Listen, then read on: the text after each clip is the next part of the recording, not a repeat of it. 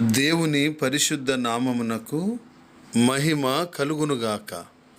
కృపావాక్కు అను ఆధ్యాత్మిక కార్యక్రమమునకు మీకు స్వాగతం.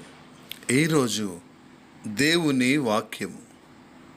గనుక మనము కనికరింపబడి సమయోచితమైన సహాయము కొరకు కృప పొందునట్లు ధైర్యముతో కృపాసనమునొద్దకు చేరుదము.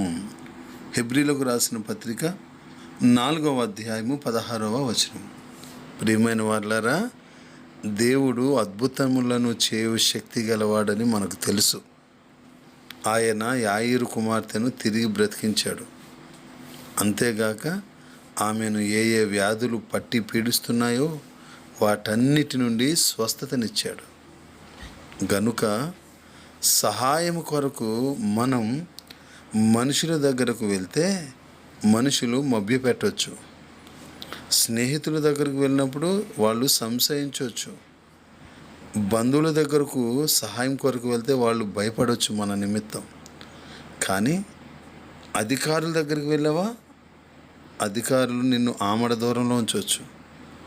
కానీ ప్రియులారా, నీ సమస్యకు సహాయం దొరికే అద్భుతమైన స్థలం ఏదైనా ఉందంటే అది దేవుని కృపాసనము. గనుక ఆ కృపాసనము దగ్గరకు మనం వెళ్ళినట్లయితే ఖచ్చితంగా సమయోచితమైన సహాయాన్ని దేవుడు మనకు అనుగ్రహిస్తాడు. మన జీవిత వివరాల ద్వారా దేవుడు మనల్ని ఎలా పిలుస్తాడో నెమ్మదిగా చూడగలగాలి. దేవుని దయ వలన ఫలితం ఏదైనా సరే ప్రభువుకు మొరపెట్టి ఆయన యందు విశ్వాసం ఉంచటం ద్వారా మనము ఆయన దగ్గర నుంచి సహాయం పొందుకుంటాం.